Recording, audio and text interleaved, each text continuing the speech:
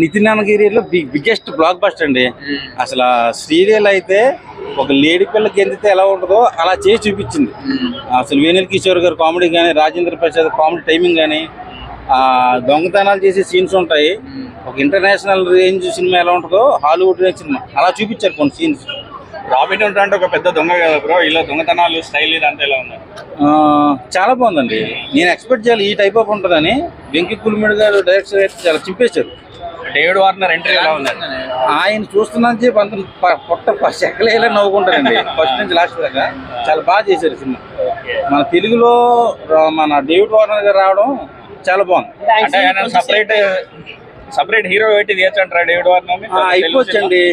ఆయనకి pan India range వచ్చేసింది కాబట్టి విలన్ చేయమంటారా డేవిడ్ వార్నర్ ని? పుష్ప 3లో చేస్తే బాగుంటది డేవిడ్ వార్నర్.